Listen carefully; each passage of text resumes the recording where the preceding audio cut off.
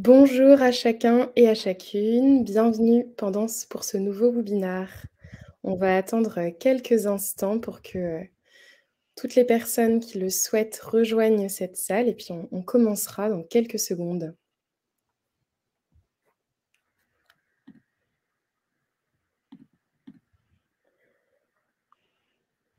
Voilà, donc on va commencer. Bonjour, et je vois qu'il y a le chat commence à s'animer. Donc bonjour à tous et à toutes.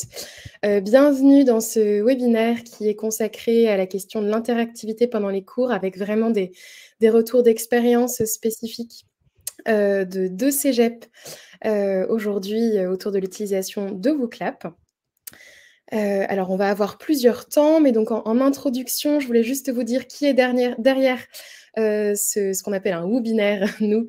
Donc nous avons Victoire qui va être dans le clavardage et qui vous donnera des petits éléments à certains moments et qui sera également là pour soumettre les questions que vous proposerez aux différentes personnes qui interviennent aujourd'hui. Karan, qui est également là sur l'organisation de ce webinaire, qui est également dans le clavardage. Et donc tous les deux, certains d'entre vous les connaissent puisque au quotidien, ils et elles accompagnent différents établissements.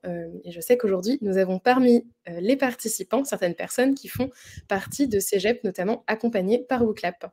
Et donc enfin, je suis moi, Arlène Botocro, également en charge de l'accompagnement de certains établissements et plus spécifiquement d'ailleurs sur les périodes de test. On en reparlera tout à l'heure. J'ai le plaisir aujourd'hui d'accueillir Vanita et Isabelle. Bonjour Vanita. Et Bonjour, ça fait plaisir Et d'être voilà, avec vous. bonjour, Merci. bonjour Isabelle. On est Allô? ravis de vous avoir. Je veux bien qu'en quelques mots, vous vous présentiez chacune. Peut-être Vanita, est-ce que tu veux dire, quelques éléments pour que l'on sache qui tu es et te resituer, s'il te plaît? Oui, bien sûr. Donc, Vanita Pilé, technopédagogue au cégep André Laurendeau, à Ville-la-Salle, près de Montréal. Je suis en poste depuis près de 3 ans maintenant. Et donc, je travaille de près avec les enseignants là, concernant toute l'intégration des technologies dans leur enseignement. Et un peu de suivi aussi avec les étudiants en cause de la pandémie, mais c'est plus rare. Merci. Super, merci Vanita. À toi la parole Isabelle. Oui, donc moi, c'est Isabelle Tremblay. Je travaille au cégep de Jonquière. Donc, je suis conseillère pédagogique TIC depuis le mois de janvier. Donc, c'est plus récent. Donc, j'ai moins d'expérience que Vanita, mais je fais un peu le même travail aussi. Là. J'accompagne les enseignants là, qui veulent intégrer les technologies de l'information dans leur enseignement. Super. Merci à chacune d'être présente aujourd'hui. On va vraiment pouvoir profiter de témoignages directs grâce à vous. Avant de nous lancer dans le vif du sujet, je vous propose de tester WooClap en répondant à cette question qui va apparaître dans un instant. Donc, dans un premier temps, vous allez vous connecter. Un lien va vous être envoyé dans le clavardage par ma collègue Victoire. Vous pouvez également, si vous avez un téléphone à portée de main, utiliser le QR code ici à l'écran pour rejoindre cet événement. Et la question qui va vous être posée est un mot de rétrospective pour qualifier cette rentrée après une année et demie qui a été bien mouvementée. On en parlera tout à l'heure. On a en tête plusieurs enjeux de cette rentrée-là. Quelles sont les spécificités d'une rentrée pour les personnes qui sont en présentiel? Quelles sont les spécificités lorsque on doit quand même assurer des cours en comodal, en hybride, etc. Donc, je vous laisse vous connecter. Nous voyons ici qu'il y a 6 personnes qui sont connectées. Vous pouvez continuer. Je sais que vous êtes plus nombreux et nombreuses déjà en ligne. Lorsque vous êtes connectés, vous allez pouvoir répondre à une question que je vais montrer dans un instant. Et on va pouvoir voir un nuage de mots qui va s'afficher. Donc, je vais vous montrer le nuage de mots et vous pourrez continuer à vous connecter, toujours grâce au lien. Il va être affiché à l'écran et il est également envoyé dans le clavardage. Donc, vous pouvez cliquer directement sur le lien qui a été envoyé par Victoire. Et alors, on voit ce nuage de mots sur ce début d'année scolaire qui s'affiche en grand. Donc, le travail intense, une rentrée prometteuse. Bon, très bien, c'est plutôt positif. Isabelle, est-ce que tu as quelque chose à dire par rapport aux mots qui s'affichent à l'écran? Est-ce que ça t'évoque une pensée en particulier? Ben, je me reconnais à travers plusieurs mots, là. Ce qui m'a marqué aussi, c'était de voir que, oui, on a fait une rentrée en présentiel, ce qui a fait du bien, je pense, à toute, la communauté, autant aux enseignants, aux étudiants, de pouvoir se retrouver, en personne. Ouais. Et Vanita, est-ce que toi ça te dit quelque chose, la résilience, le travail intense ou les retrouvailles, par exemple? Ah, les retrouvailles, certainement. C'est le fun de voir des gens au cégep, de croiser, les personnes là, en vrai. On a encore des moments, sur Teams à distance, régulièrement, mais certainement là, ça fait du bien. Puis, j'ai finalement la chance de reprendre, certaines choses, qui avaient, longtemps été oubliées. Donc, ça fait du bien pour tous.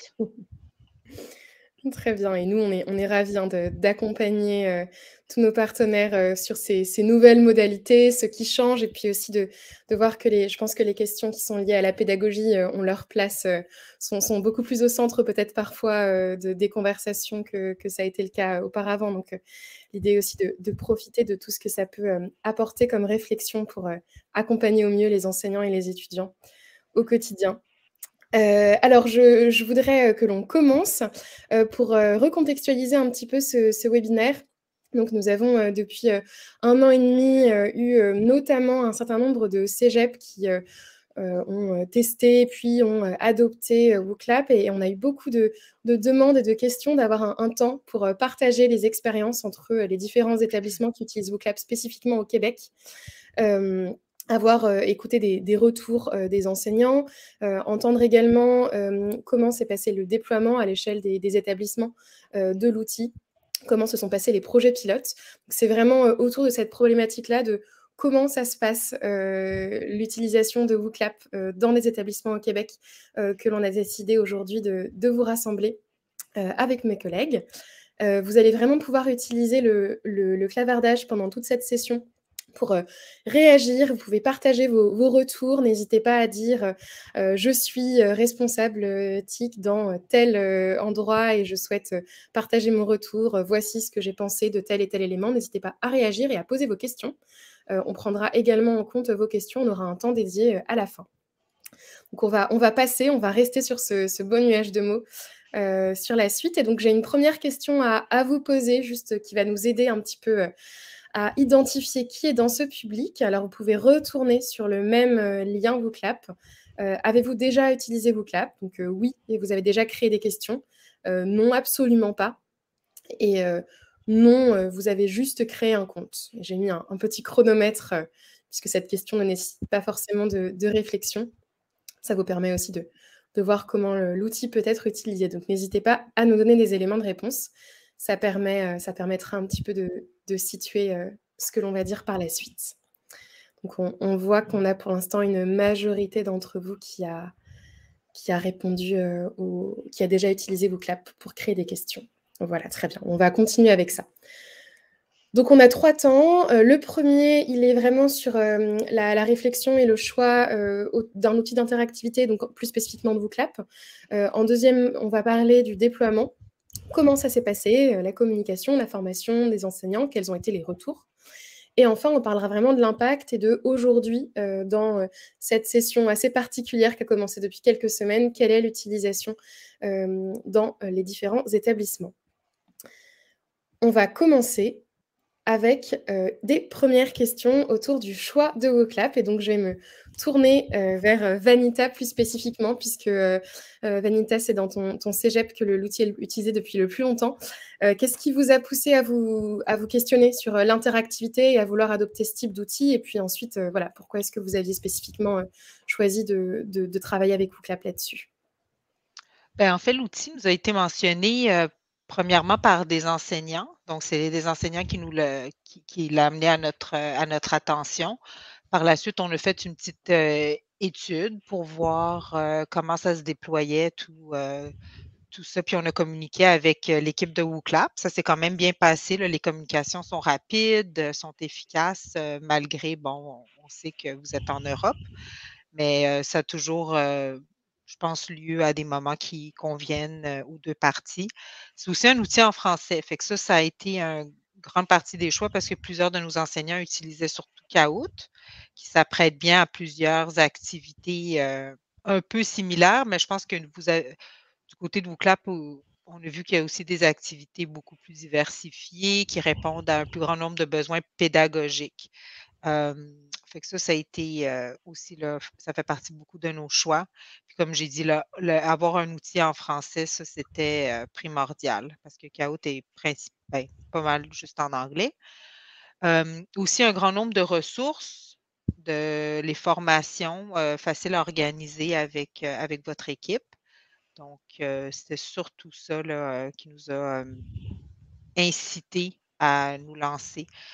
Premièrement, dans un projet pilote, donc une période d'essai sur une session à l'automne 20 et ensuite un abonnement à partir de décembre 20 jusqu'à là, ça va prendre échéance ce décembre.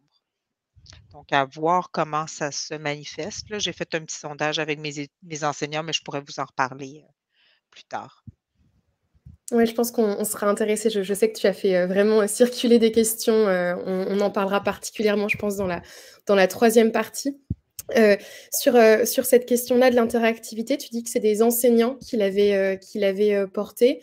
Est-ce que c'était par rapport à des bon, voilà, par rapport à des besoins précis, par rapport à des situations d'enseignement précises qu'ils avaient rencontrées? Est-ce que tu sais Oui, d'où ben, était nous, venu on a beaucoup d'enseignants qui travaillent en classe inversée, donc qui aiment surtout là, avoir des activités brise-glace, mais des activités aussi pour engager les étudiants, donc beaucoup de pédagogie active. Donc, avoir un outil comme ça permet de rapidement sonder les étudiants. Est-ce que vous avez fait les lectures avant d'arriver en classe? Est-ce que vous avez fait, c'est quelles sont les questions les plus fréquentes? Donc, sur tous ces points-là, c'était surtout intéressant là, qu'ils pouvaient sonder rapidement. On a beaucoup d'enseignantes en soins infirmiers qui apprécient beaucoup les questions, comme tu as fait tout à l'heure, le nuage de mots, pour voir, tu sais, c'est quoi les préoccupations principales de leurs étudiants. Donc, c'est ça, c'est très convivial comme outil. D'accord, c'est intéressant effectivement de voir que ça provient aussi d'enseignants dans différents types de sujets qui sont enseignés. Et de ton côté, du coup, Isabelle, alors je sais que la décision n'a pas été prise au même moment, notamment de la pandémie. Et là, vous vous lancez avec WooClap dans un contexte quand même de retour en présentiel. Du coup, je serais curieuse de savoir voilà, ce qui a motivé cette question-là de l'intérêt pour l'interactivité et puis plus précisément ensuite WooClap. Ben, on a plusieurs similitudes, je te dirais, avec Vanita. Nous aussi, c'est une enseignante qui a porté à notre attention l'outil. Faut savoir que nous, on a commencé notre essai de la mi-mars jusqu'à la fin de la session à l'hiver qui vient de passer. Donc, on avait des cours en présentiel puis à distance. Donc, on n'a pas été motivé d'abord pour choisir ou avoir une option à distance. Donc, on avait déjà les cas de figure qui étaient différents.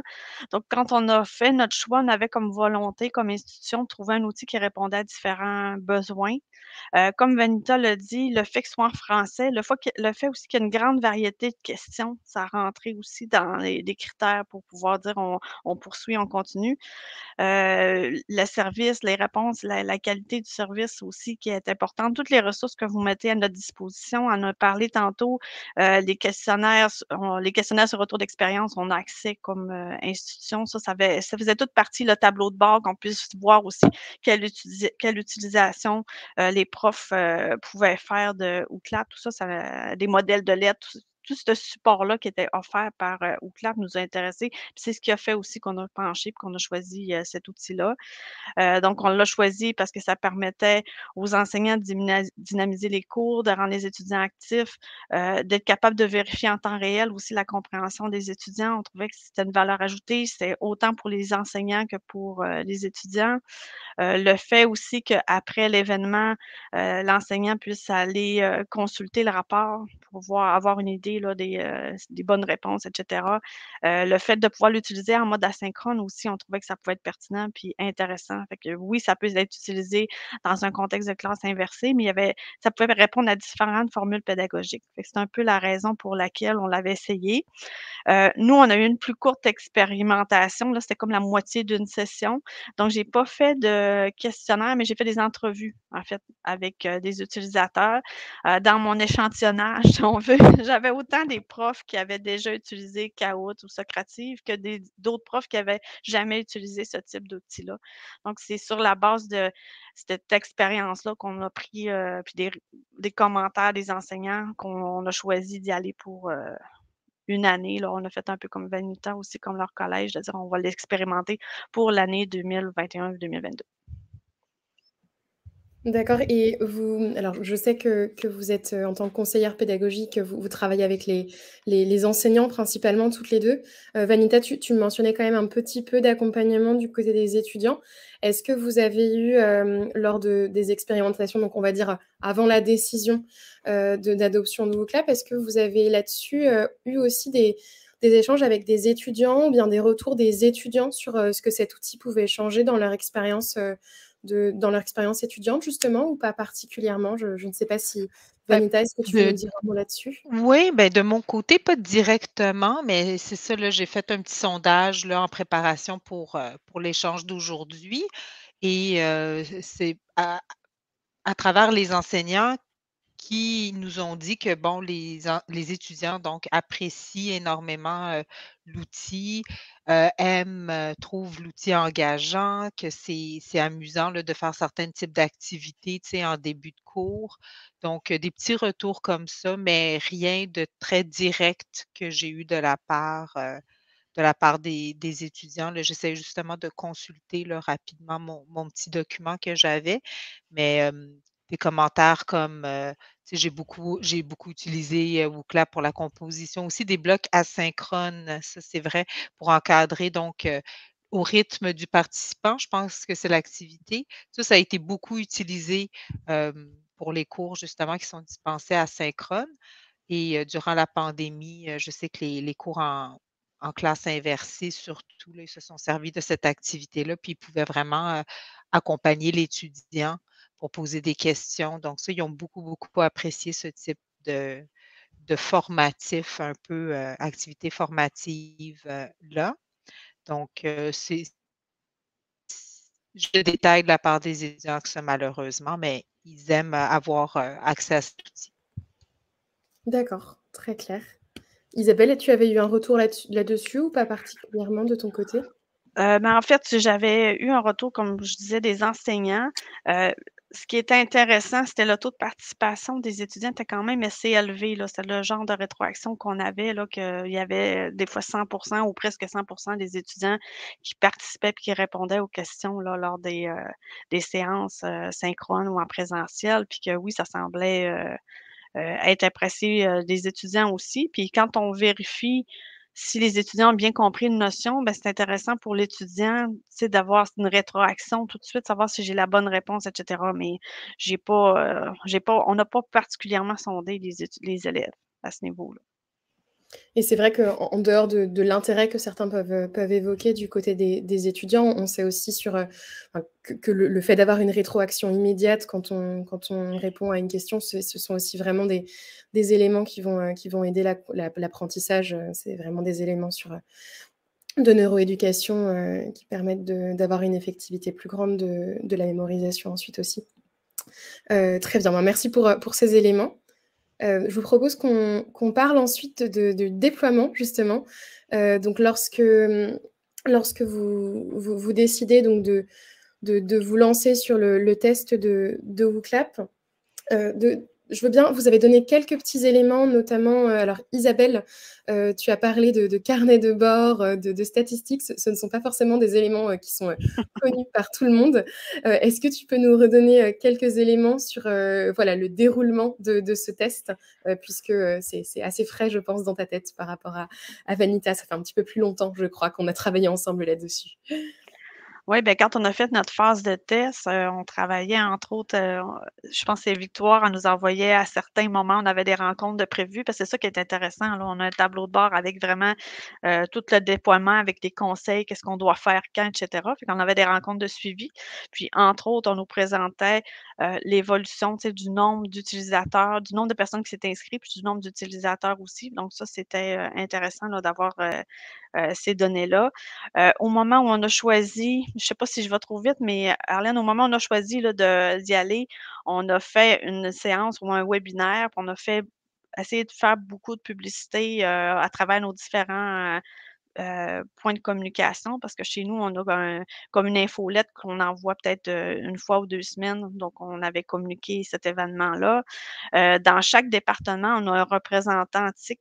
Donc, on a formé une équipe TIC team, en fait. Donc, on a pu publier ça. Donc, ça permet aussi de faire connaître l'information. Fait que autant à l'automne que cet hiver, il y a des ateliers que des fois, il est animé par quelqu'un chez vous ou des fois, c'est moi qui l'animais pour faire connaître l'outil là, aux enseignants, savoir comment l'utiliser, voir aussi c'est quoi l'expérience. C'est une chose de savoir comment rédiger les questions, mais aussi de voir l'expérience de l'étudiant comme utilisateur. Donc, ça peut être un atout. C'est quelque chose qu'on a fait aussi.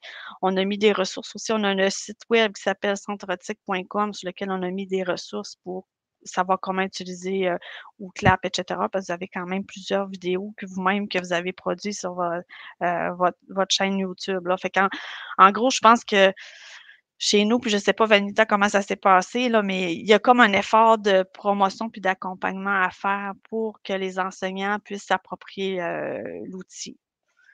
Puis le tableau de bord, en fait, ce que je suis en train de réfléchir, c'est vraiment d'avoir une stratégie de segmentation des utilisateurs. Tu sais, il y en a qui sont venus à ma formation puis qui ont utilisé l'outil, d'autres, ils l'ont pas utilisé. Fait que je pense que je vais devoir, les relancer pour, voir quelles difficultés ils ont rencontrées, ont-ils besoin de soutien, d'aide, et cetera. Parce que le plus grand ennemi ou défi, je dirais, c'est le temps, là. Parce que même s'il est facile d'utilisation, puis il est pas je me rendais compte autant pour les nouveaux utilisateurs d'un outil comme ça ou ceux qui utilisaient Kahoot ou l'autre, de prendre le temps. C'est pas tout le monde qui veulent prendre le temps, en fait, de refaire puis de s'approprier un nouvel outil. Fait que ça fait partie, là, je dirais, de nos défis. Puis je pense que si on veut offrir cet outil-là, il faut offrir de l'accompagnement puis penser à diverses stratégies, là. Puis mais peut-être que Vanita a une plus longue expérience, peut-être qu'elle a plus de stratégies qu'elle a déployées, mais c'est ce que je me rends compte, c'est que chez nous, faut qu'on non, il y a comme un effort à fournir pour, déployer puis faire connaître l'outil. Puis soutenir nos enseignants adéquatement aussi pour savoir comment les utiliser ou tous les cas d'usage qu'on peut avoir aussi parce qu'il y a vraiment différentes façons qu'on peut utiliser, Ookla. Ben, Merci pour ces éléments. Vas-y Vanita, si tu veux réagir du coup. j'appuie ce qu'Isabelle disait en première partie là, en termes de oui, tu sais, les formations, l'accompagnement, tout ça là, puis de travailler avec WooClap à cette fin. Fait que nous aussi, c'est ça, on a offert, un peu comme vous, Isabelle, des webinaires, des sessions de formation, puis on a invité les enseignants, puis on a eu vraiment un grand taux de participation parce que c'est ça, au début de la pandémie, que tout le monde se cherchait un outil. Il faut aussi ajouter que WooClap s'intègre avec, Teams et avec Moodle qui était beaucoup, beaucoup en utilisation. Donc, ça permettait là aux enseignants, s'ils faisaient un événement WooClap, de pouvoir le déposer ou le mettre dans Moodle. Fait que ça amenait les étudiants sur une seule plateforme. Également la même chose avec Teams. Donc ça facilitait, grandement là comme tu disais tout à l'heure, tu sais, trouver le temps de faire certaines choses. Ben là, ben, tout le monde pouvait s'orienter à un endroit. En termes de, oui, les accompagner puis de promouvoir, tu sais, à un moment donné, on s'est dit que ça passait plus par les étudiants. Fait que nous, on avait un Teams, communauté de pratique qui est encore en place d'ailleurs et qui est peut-être un petit peu moins actif que durant le 1 an intensif de pandémie, à distance, là. Mais, ça permettait aux gens d'échanger. Fait que là, on faisait des canaux, tu sais, par exemple sur WooClap, partagez vos expériences, quelles activités vous aimez le mieux? Est-ce que vous avez des trucs? Est-ce que vous avez des questions? Fait que là, ils pouvaient échanger entre eux sur des sujets précis, puis nous, on pouvait intervenir ou des fois mettre des questions ou relancer les gens. Mais c'était surtout les enseignants entre eux, parce que c'est eux qui ont vraiment l'expérience. C'est pour ça que quand on m'a demandé de participer à ce à ce webinaire, j'ai rapidement consulté, en fait, les enseignants parce que c'est vraiment eux qui l'utilisent. Moi, tu sais, je dois vraiment dire que j'ai très peu d'expérience. J'en ai fait un ou 2 événements, mais c'est beaucoup plus eux, là, qui ont, toute l'expertise, qui connaissent les subtilités. Il y a eu des petits bugs, mais encore une fois, là, tu sais, une fois que c'est rapporté, c'est rapidement, on intervient rapidement, puis il y a toute la chaîne Slack. Donc, vous avez votre chaîne Slack pour, justement, là, s'il y a des questions, on peut questionner la plus grande communauté WooClap, ailleurs également. Donc, tout ça, c'est très, très, aidant et efficace.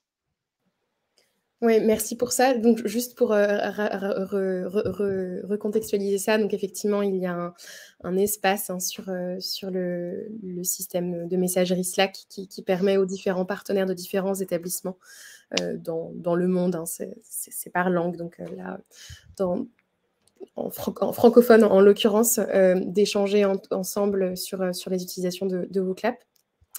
Un autre aspect du déploiement, c'est celui de l'intégration. Tu l'as assez brièvement évoqué, Vanita.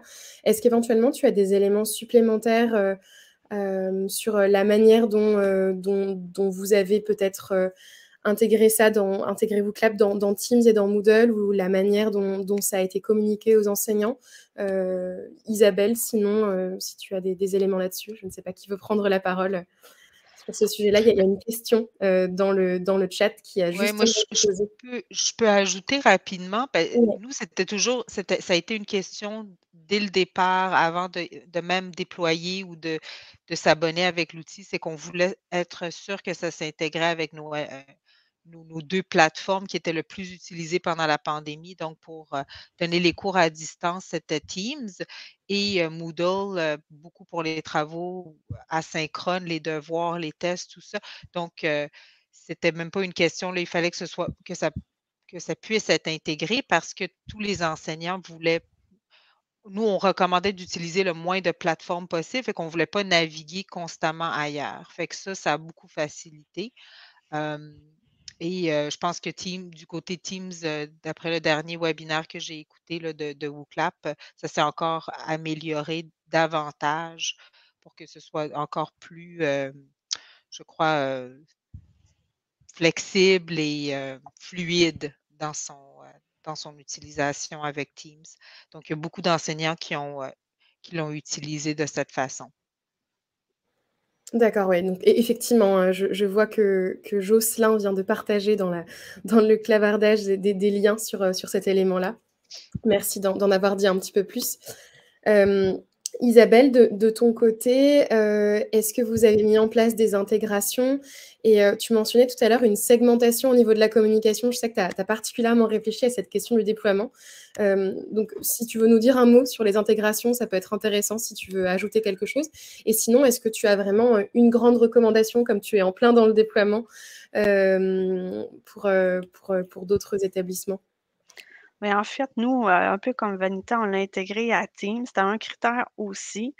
Mais je ne suis pas certaine que les enseignants l'ont tant que ça utilisé dans Teams, là. Ça, je suis pas sûre. Je me demande s'ils l'ont pas fait comme toi, tu l'as fait tantôt. Je pense que c'est le plus grand usage qui est fait, de partager comme tu le montrais tantôt. On l'a intégré aussi dans, Moodle, mais il y a de moins en moins d'enseignants qui l'utilisent, là. Fait que les personnes avec qui j'ai parlé, c'était pas des utilisateurs de Moodle. Ils étaient plus sur la plateforme, Teams. Fait que je pourrais pas donner plus d'informations à cet effet-là. Ouais, quand je parlais de la segmentation, en fait, c'était de faire des suivis. Tu sais, ce que je me rends compte aussi, tantôt je vous disais un gros défi, c'est le temps. Je me rends compte que c'est plus facile pour un enseignant quand il a monté un nouveau cours de dire: «Ben, je vais utiliser, Outlook puis revoir, la façon dont je vais donner mes cours pour l'intégrer puis questionner mes étudiants». Quand on, fait que c'est moins exigeant, ou comme il faut qu'ils revoient le cours, c'est plus facile de l'intégrer. Parce que je me rendais compte, c'est que ce que je me rends compte actuellement dans le déploiement, c'est que si, les enseignants, ça fait plusieurs fois qu'ils donnent le cours, il manque peut-être de temps pour l'intégrer ou adapter le cours qu'ils vont donner pour être capable de l'utiliser ou, adéquatement. En tout cas, je ne sais pas, Vanita, si tu avais remarqué cet élément-là. Donc ça, c'est peut-être une stratégie de segmentation que je vais faire aussi pour offrir à ceux qui vont donner les nouveaux cours, par exemple, à la session d'hiver, de les accompagner puis de prendre un temps avec eux pour réfléchir, pour voir les différentes façons là, qui pourraient être utilisées. Là. Ça, ça fait partie d'une stratégie que je veux observer ou regarder. Là. Non, je suis d'accord avec toi, absolument. Oui, je pense que je ferais un peu la même chose. Là, c'est ça.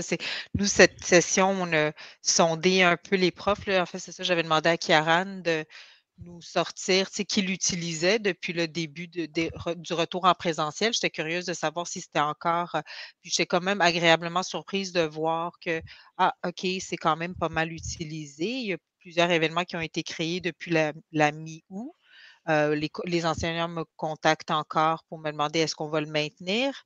Là, j'ai lancé un petit sondage il y a quelques semaines en préparation pour aujourd'hui. Puis le 3/4 des enseignants disaient que oui, ils continuent à l'utiliser, que c'est rendu quand même indispensable dans leurs cours, qu'ils apprécient les activités autant à distance qu'en présentiel, que c'est des choses qu'ils peuvent réinvestir et réutiliser. Donc, de ce côté-là, c'est quand même positif, mais c'est sûr que il va vraiment falloir se questionner là, avant de renouveler, tu sais, combien d'enseignants, puis est-ce que la pérennité à long terme en présentiel est quand même, tu sais, aussi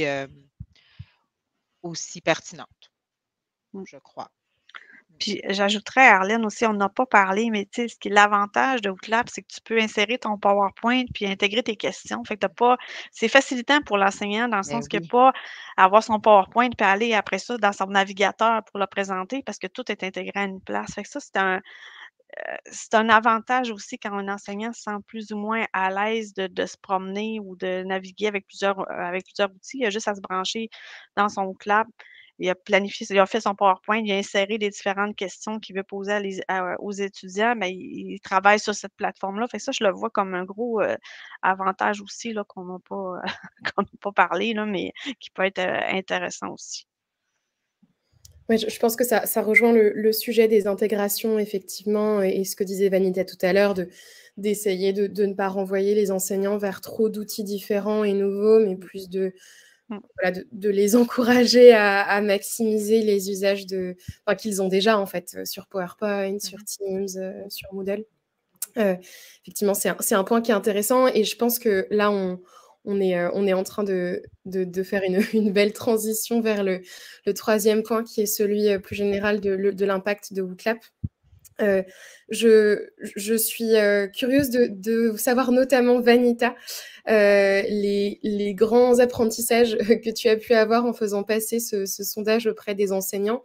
Qu'est-ce que tu retires là des différents questionnaires que tu as pu faire passer? Et je pense que Isabelle, après, on parlera plus en détail des entretiens que tu as pu mener. Tu en as fait moins, mais tu en as fait quelques-uns. Ça pourrait être intéressant peut-être. Vas-y, Oui, Vanessa. donc moi, j'ai posé quelques questions en termes de savoir, tu sais, combien de personnes continuent à l'utiliser cette session. Donc, comme j'ai mentionné tout à l'heure, c'était le 3/4 là, des répondants. Donc, j'ai eu à peu près 20-25 réponses. Ensuite, est-ce qu'ils s'en servent encore en termes des commentaires, puis des types d'activités? Ça, j'ai trouvé ça intéressant. Donc, quel type d'activités ils utilisent, quelle fin pédagogique? Donc, c'est surtout des évaluations formatives, moins pour les sommatives, des évaluations diagnostiques et surtout des activités ludiques. Donc, à peu près la moitié des personnes, là. Fait que ça variait. Dans les commentaires, il y a quelques limitations, en termes d'intégration hem, du code LaTeX. Fait que ça, je pense que c'est plus pour les enseignants dans les disciplines de sciences. C'est un enseignant en particulier qui utilisait, le code LaTeX, là. Fait que ça s'intégrait moins bien avec Moodle. Fait que ça, c'était une petite limitation qu'il a connue. Sinon, il aime beaucoup l'intégration pour, la fluidité dans les PowerPoint tels que mentionnés. Fait que ça, c'est dans les commentaires. L'outil permet d'intégrer des questions de tout type, c'est d'une présentation. Encore une fois, le PowerPoint, ça ressort ici.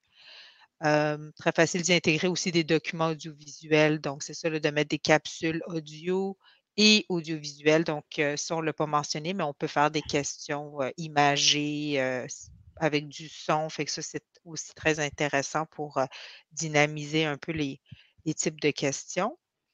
Les étudiants aiment beaucoup avoir accès à un outil formatif. Fait que ça, c'est une petite rétroaction de la part de l'enseignant, mais des étudiants. Comme on a mentionné, l'activité rythme du participant, pardon, et l'outil est utilisé en équipe en classe qui suscite des discussions, des explications entre les membres du groupe. Aussi individuellement hors classe pour tester sa propre compréhension des contenus de cours. Un outil formatif adopté et intégré à mon enseignement depuis le début de la pandémie. Donc, ça, c'est un petit commentaire. Je regarde vite, vite. Il y a autre chose qui ressort comme étant. Ceux qui ont eu plus de difficultés avec, c'est des fois des problèmes de Wi-Fi. Ça fait que pendant la pandémie, en étant chacun chez soi, c'est sûr qu'on avait une variabilité là, en termes d'accès Internet, de stabilité Internet. Fait que des fois, il y a des petits liens avec ça, mais sinon, en général, ça fonctionnait très bien. Très clair. Et Isabelle, peut-être, toi qui as eu plusieurs entretiens, peut-être un tout petit peu plus longs là-dessus récemment, est-ce que tu as des exemples d'usages concrets qui ont été faits dans certaines matières dont tu voudrais parler? Ben, c'est pas récent, hein, c'est au mois de juin. Fait que ça fait quand même un petit peu moins récent mes entrevues. Mais là, j'étais en train de regarder mes notes. Je pense que toutes les personnes que j'avais interrogées, ils reconnaissaient toutes que c'était facile quand même d'utilisation, là, que c'était convivial puis que c'était intéressant.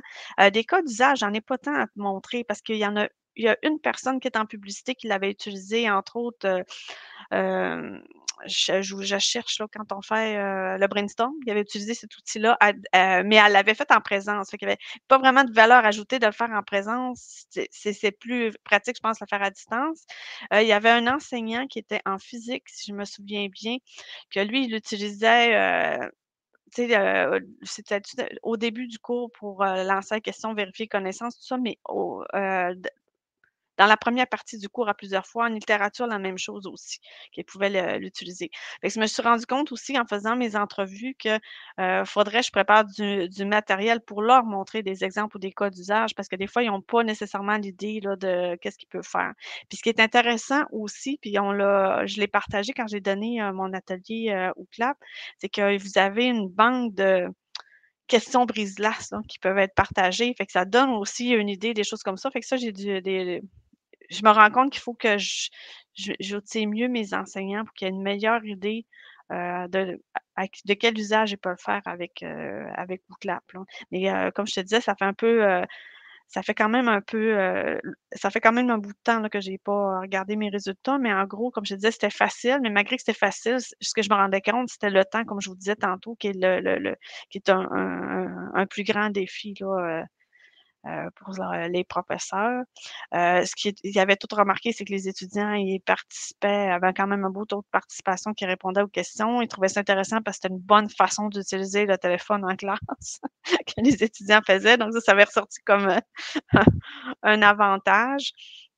Puis, ce que je me rendais compte aussi, c'est que c'était autant apprécié par, ceux qui avaient jamais utilisé ce type d'outil-là ou qui avaient utilisé d'autres outils qui étaient un peu, similaires là. Tantôt on a parlé de Kahoot là, mais, il y en avait plusieurs qui utilisaient plein d'autres outils là que qui fait que ça, je trouvais que c'était intéressant parce qu'ils auraient pu, heu, pas apprécier l'outil parce qu'ils étaient habitués avec un autre, mais c'était pas nécessairement le cas aussi. Fait que c'était quand même, heu favorable là, comme commentaire. Puis, j'avais des enseignants que j'avais interrogés qui étaient entièrement à distance à l'hiver, puis qui savaient qu'ils allaient être en présence à l'automne, puis que, ils l'ont intégré puis qu'ils l'utilisent dans le cadre de leur, cours là, pour, le donner, là.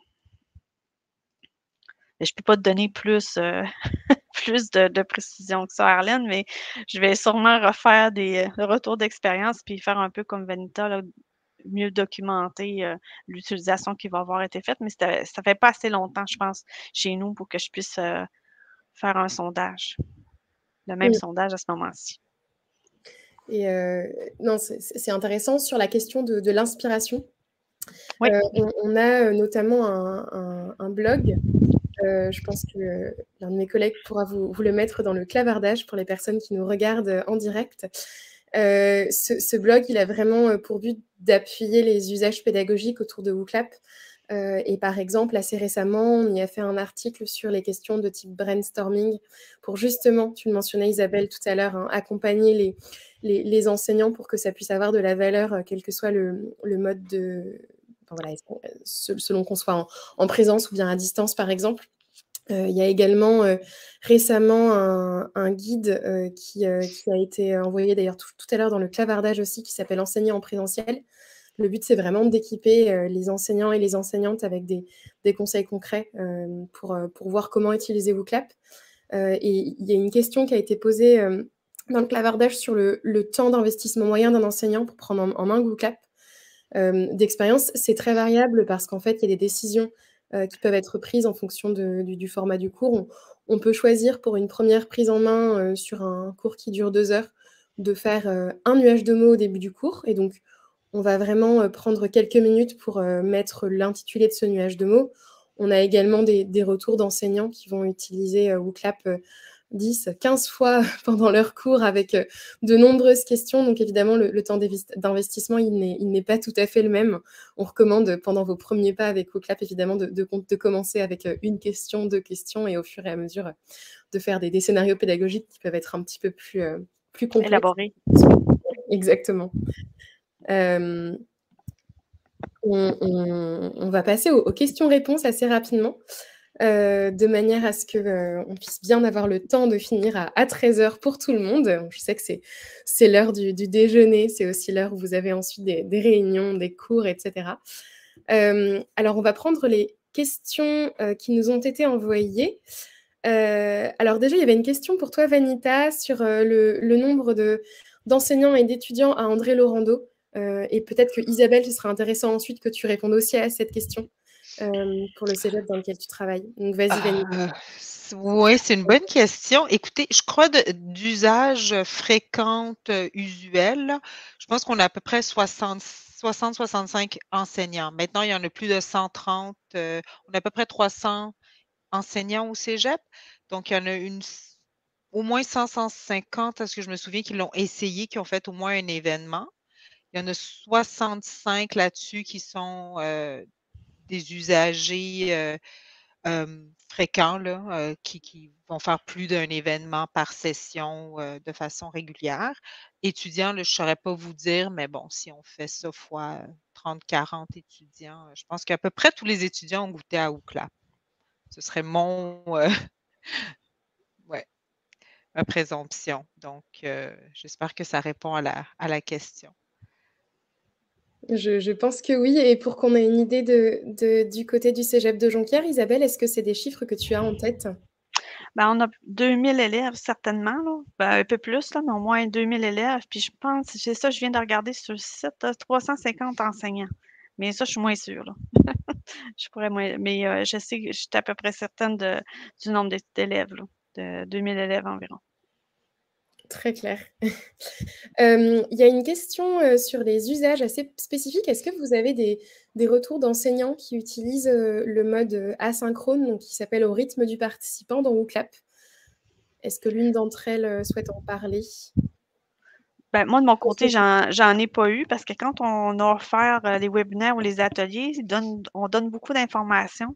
Puis, il y en a ils reviennent une deuxième fois aux ateliers. Puis là, ils réalisent, ah, OK, je peux le faire au rythme des participants. Fait j'en ai pas tant qui l'ont fait. Je sais pas, Vanita, de ton côté, si tu as des Oui, nous, enseignants qui l'ont utilisé.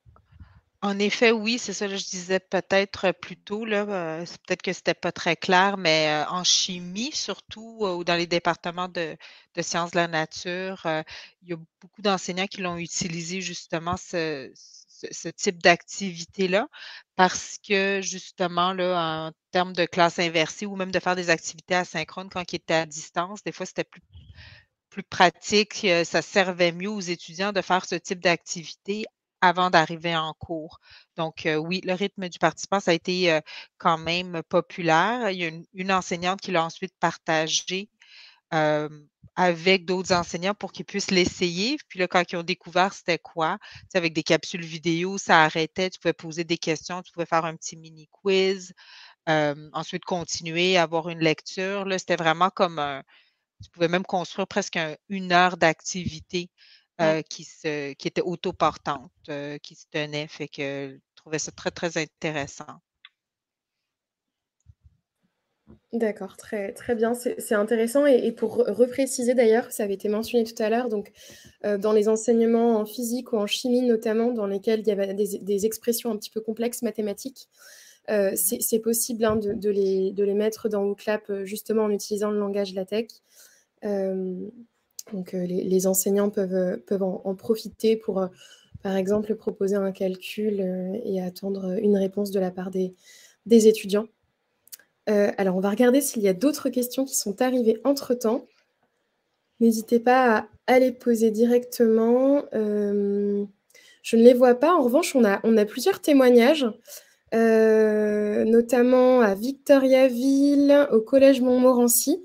Du coup, comme il nous reste quelques minutes, je vous propose de prendre un moment, si vous le voulez, pour nous partager quelques cas d'usage, quelques témoignages que vous avez et que vous trouvez intéressants peut-être à partager justement avec d'autres établissements.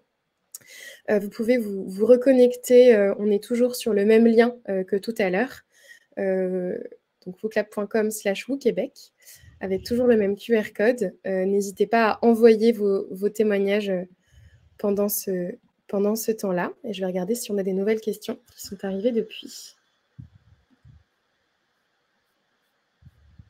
Que les personnes qui ont participé dans le clavardage directement, hein, c'est très précieux. Merci pour tout ça. Et les retours d'expérience, ce sont aussi des choses qui nous servent ensuite à rédiger tout ce qui est justement articles de ressources pour accompagner les enseignants, pour accompagner les équipes technopédagogiques. Donc très bien, un premier exemple ici. En début de cours, j'ai cliqué, pardon. En début de cours pour faire une rétroaction, très clair, pour valider la compréhension, ça a été mentionné aussi, pour les révisions. Merci, merci Joseph, je vois que quelqu'un doit partir, donc merci aux personnes qui doivent nous quitter d'avoir été présentes. Ça laisse un petit peu de temps. N'hésitez pas à aller mettre un cœur sur les idées dans lesquelles vous vous retrouvez. Donc, on a vu celle-ci. Pour les brise-glaces, et donc pour les brise-glaces, du coup, ça me permet de vous redire qu'on a assez récemment publié une banque de propositions de brise-glaces pour inspiration que vous pourrez retrouver sur notre blog. Ça vous permettra de télécharger directement dans votre compte WooClap des exemples de brise-glaces qui peuvent être utilisés ensuite pendant les cours. Des nuages de mots pour permettre aux gens de s'exprimer. C'est ce qu'on a fait au tout début de ce webinaire également. Donc c'est une bonne idée. Pour la musique, effectivement, on a eu un témoignage tout à l'heure dans le clavardage qui disait que les enseignants aimaient bien la possibilité d'insérer des pistes audio. Donc effectivement, c'est aussi une idée. On a aussi des exemples avec des partitions, comme on peut aussi intégrer de l'image. Ça peut être utilisé aussi du côté des partitions. Sur les mood boards également, donc lorsque l'on a une question ouverte comme celle que j'ai là, je peux activer une option qui permet d'envoyer des images pour les participants. Donc ça me permettrait d'avoir ici cet ensemble de propositions qui est sous forme d'images. Pour introduire une nouvelle notion, pour générer des discussions autour de sujets aux enjeux multiples. Et donc là-dessus, pareil, l'idée c'est qu'avec WooClap, vous allez pouvoir aussi bien, si vous êtes dans un grand groupe et que c'est compliqué d'avoir directement la parole des personnes présentes, vous allez pouvoir recueillir leurs éléments par écrit. Quand on est dans un plus petit groupe, WooClap, c'est un très bon outil pour justement susciter la conversation et donc mettre ici des éléments et ensuite proposer aux étudiants qui sont en face de vous de réagir dessus. Donc, c'est vraiment une manière d'avoir leur parole quand on est sur des plus petits groupes. Et là-dessus, je vais vous montrer juste après, on a publié un livre assez récemment, un petit livret de recommandations. Donc très bien, des remue-ménages collectifs, des formations documentaires. Ça fait plein de propositions. Est-ce que vous avez un mot avant la fin? On va s'arrêter dans quelques instants. Vanita, est-ce que tu veux prendre la parole peut-être pour réagir là-dessus ou donner une recommandation autour du déploiement et l'utilisation de WooClap, peut-être? Je pense qu'il faut vraiment bien analyser les besoins de nos enseignants. Tu sais, ça répond à un besoin des fois ponctuel. Ensuite, quand le temps est bien investi, s'ils voient la pertinence de l'outil à long terme, si l'investissement en vaut le temps, c'est toujours ça avec les enseignants, on le sait. Et aussi là, avec les étudiants. Donc, je pense qu'il faut vraiment bien collaborer avec eux, bien les soutenir pour encore mieux les accompagner. Donc, moi, ce serait vraiment ça ma recommandation, là, de bien prendre le pouls de leurs besoins avant de se lancer. Puis merci à tout le monde pour votre attention. Merci Vanita et merci pour ce conseil. Et Isabelle, qu'en penses-tu? Bien, je suis d'accord avec Vanita aussi. Il faut partir des besoins des enseignants. À partir du moment où certains enseignants manifestent un besoin puis qu'ils pensent que l'outil peut répondre, ben, c'est peut-être de les soutenir, de les accompagner, puis voir si ça peut pas répondre à d'autres besoins d'autres enseignants là, qui pourraient l'expérimenter, et cetera, là. Mais je pense que c'est de faire l'expérimentation. En tout cas, on ne peut pas penser que par magie, il y a 100% des enseignants qui vont l'utiliser ou qui vont l'adopter. C'est ça, je pense que ça demande de faire de la promotion, de faire connaître l'outil, puis sans forcer les enseignants à l'utiliser, mais de voir c'est quoi les avantages ou les bénéfices qu'ils pourraient l'utiliser, puis les bénéfices pour eux comme enseignants, puis pour les étudiants. Ce que j'ajouterais, là, puis peut-être aussi, j'ai oublié, mais ça m'est revenu tantôt, pour faire connaître l'outil, nous-mêmes, on donne des ateliers à des enseignants, donc on va intégrer ou utiliser parfois WooClap quand c'est pertinent c'est une façon aussi de faire connaître l'outil auprès des profs, là. Donc ça, c'est une autre stratégie qu'on a l'habitude d'employer chez nous. Oui, c'est intéressant et je vois qu'il y a des personnes qui viennent de liker ce que vous disiez en direct. Donc, manifestement, c'est partagé. Et je pense que le mot de l'accompagnement, il est vraiment clé. Et là-dessus, il y a vraiment donc un accompagnement qui est fait par les équipes en interne dans les établissements. Et nous, on essaye d'équiper tant que possible justement les équipes technopédagogiques et puis les enseignants directement avec des conseils, des bonnes pratiques. Donc, on parlait du blog tout à l'heure. N'hésitez vraiment pas là à aller regarder les 2 publications qui viennent d'être faites, l'une avec des recommandations concrètes sur les petits groupes et l'autre sur les grands groupes d'utilisation de WooClap. C'est vraiment des choses qui peuvent être pratiques. Il y a des conseils d'ailleurs qui ne sont pas forcément spécifiques à WooClap, hein. Il y a de tout. Donc n'hésitez pas à aller regarder ça.